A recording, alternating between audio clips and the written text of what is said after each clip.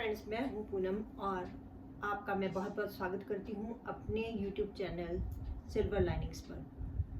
Friends, आज का हमारा टॉपिक है एंग्लो सैक्सन पीरियड। आज हम एंग्लो सैक्सन पीरियड्स के बारे में जानेंगे। Anglo Saxon period 4th century से स्टार्टिंग इसकी मानी जाती है। एंग्लो सैक्सन पीरियड 449 AD से लेकर 1066 तक माना जाता है, और लेकिन एंग्लो सैक्सन लिटरेचर 449 से लेकर 1050 तक माना जाता है। फ्रेंड्स, ये जो शुरुआत है ये होती है 3 कबीलों से। 3 ट्यूटोनिक ट्राइब्स हैं जो पावरफुल जर्मैनिक नेशन से आए और उन्होंने ब्रिटेन को अटैक किया और उसके बाद इंग्लैंड को कैप्चर किया। और उसके बाद इंग्लैंड की जो धरती है इन्हें इतनी ज़्यादा पसंद आई कि ये वहीं बस गए।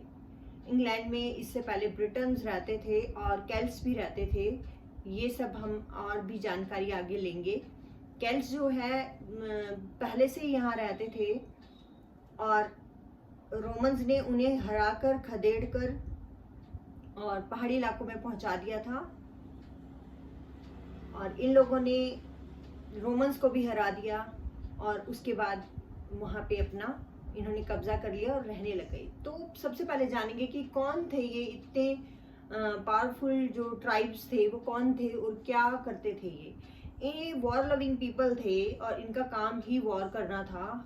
वॉर करना, जहाँ पे भी इन्हें लगता था कि बहुत अच्छी लैंड है, और तो ये वही इनका प्यार था कि ये जाकर लैंड को विन करें, लैंड को जीत लें, किसी भी देश को जाके जीतना, बस वॉर करना और लैंड्स को जीतना ही इनका काम था। तो ये वॉर लविंग पीपल थे, वॉर ट्राइब से ये रिलेटेड थे। तो इन 3 जो ट्यूटोनिक्स ट्राइब्स के नेम हैं जूट, सैक्सन और एंगल्स। तो सबसे पहले हम जानेंगे कि कहाँ कहाँ इन लोगों ने अटैक किया और कैसे कैसे आए। तो सबसे पहले जूट्स जो हैं वो उन्होंने कैंट में अपना रूल किया। कैंट में इनका किंगडम था और कैंट और कैंट के आसपास के इलाकों में इनका किंगडम था। उसके बाद सैक्सन है। सैक्सन शब्द जो है वो एक सैक से बना है, SAC, सैक। सैक का मतलब होता है एक छोटी तलवार। तो जैसे कि नाम से ही पता चलता है कि काफ़ी इनको हथियारों से बहुत प्यार था, तो सैक हमेशा रखते होंगे ये शायद, इसलिए इनका नाम सैक्सन पड़ गया। तो इनका जो किंगडम था, इन्होंने जो लैंड को जीता वो इंग्लैंड के, ब्रिटेन के साउथ और साउथ ईस्ट की लैंड थी। आपने आपने सैक्सन्स के जो किंगडम है उनके बारे में सुना होगा कि एसेक्स, वेसेक्स, ससेक्स, ये जो हैं ये सैक्सन्स के नाम से ही इनका नाम ऐसा पड़ा है।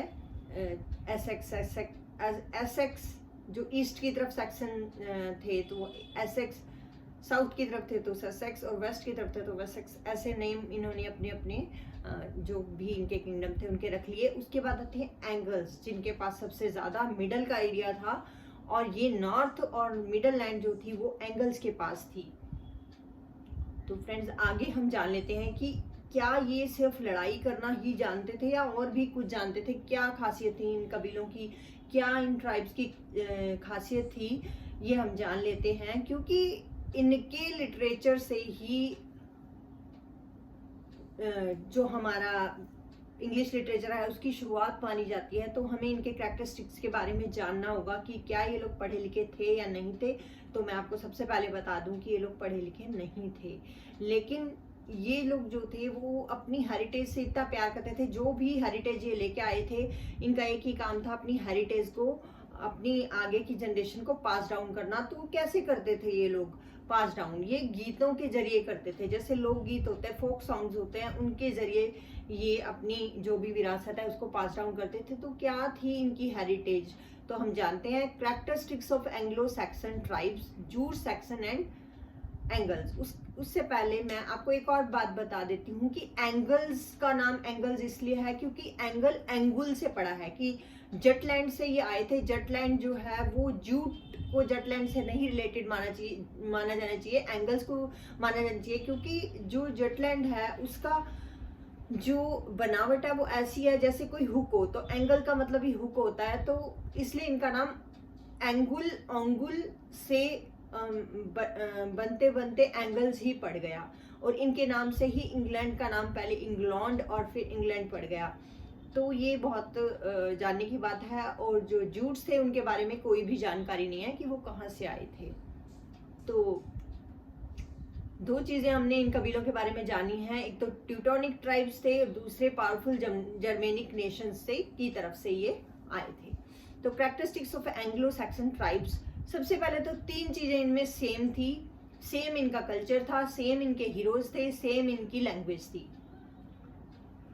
और उसके अलावा ये लैंड के लिए लैंड पे रेन करने के लिए शासन करना पसंद था इन्हें, कि जहां भी हम जाएं वहां के अब शासक बन के रहेंगे। तो इन्हें शासन करना पसंद था, लड़ाई करना और उसे जीतने के लिए जी जान लगा देते थे, बस यही इनका काम था। और उसके अलावा नेक्स्ट है कि इनका क्या रिलीजन था, कोई देवी देवता को पूजते थे, क्या करते थे, तो ये पैगन थे। पैगन मीन्स कि जैसे कोई भी प्रकृति के पुजारी होते हैं, कि जो भी प्रकृति की विपदा आती थी उससे ये डरते थे। इन्हें पता था कि सुप्रीम पावर है कोई जो पूरी प्रकृति को जो है वो चलाती है, कोई हम बहुत बड़ी पावर है। तो ये सब जो ओशन से जितना प्यार करते थे, सी लाइफ से जितना प्यार करते थे, उतना ही इन्होंने भयानक रूप भी सी का देखा था। तो ये डरते भी बहुत थे। तो ये नेचर के सैवेज रूप से डरते थे और उन्हीं को ही एक इन्होंने पर्सोनिफाई करके देवी देवता बना के उन्हीं ही पूजते थे। तो मेन आप कह सकते हैं कि नेचर को ही ये पूजते थे और उससे ही डरते थे, और इनकी लड़ाई भी उसी से ही थी। नेचर के सैवेज रूप से इनकी लड़ाई थी। तो पैगन बोला जाता है इस तरह के लोगों को, कि जो जैसे समुद्र को एक देवता मान लें, जैसे आसमान को देवता मान लें, जैसे हवा को देवता मान लें, जैसे हमारा जो वैदिक है उसमें भी ये माना जाता है। तो ये पैगन होता है। तो पैगन थे, इनका नॉन रिलीजियस थे। इस समय पे जो है 6th सेंचुरी से पहले कोई क्रिश्चियनिटी नहीं थी यहाँ पे। तो ये लोग इसी तरह से नेचर को मानते थे, ये मानते थे कि हमारे ऊपर एक सुप्रीम पावर है जिसे हम जीत नहीं सकते। तो काफी पेसिमिज्म भी था इनके अंदर। तो अब नेक्स्ट हम जानते हैं कि इनके अंदर एक बहुत ही खास बात मिलती है जो बहुत ज्यादा नहीं देखी जाती इस तरह के वॉर लविंग पीपल में, वो है रेवरेंस फॉर विमेन। कहते हैं ये लोग एक ही विमेन को सिलेक्ट कर लेते थे और उसके प्रति ही ये डिवोटेड रहते थे, और इनका एक ही मोटिवेशन रहता था कि मुझे आज लड़ाई जीतना है और अपनी बिलवड के पास जाना है या अपनी वाइफ के पास जाना है। तो ये इनका काफी रोमांटिक टाइप के पर्सन आप इन्हें कह सकते हैं, आइडियलिस्टिक थे। आइडियलिस्टिक रोमांटिसिज्म इनमें मिलता है कि अपने ट्राइब के प्रति डिवोटेड रहना, devotion for their tribe, devotion for their particular women और बिलवड। और नेक्स्ट है कि स्कोप और मिंस्ट्रल, इनके हर कबीले का एक स्कोप और मिंस्ट्रल होता था। ये स्कोप और मिंस्ट्रल एक से दूसरे कबीले में घूमते रहते थे। और एक मीड नाम के ड्रिंक का यहाँ पे जो है वो हमें जिक्र मिलता है इनकी पोएट्री में। तो फ्रेंड्स, आज के लिए आज के वीडियो में बस इतना ही। नेक्स्ट वीडियो में हम जानेंगे characteristics of Anglo Saxon literature, sorry characteristics of Anglo Saxon poetry हम जानेंगे।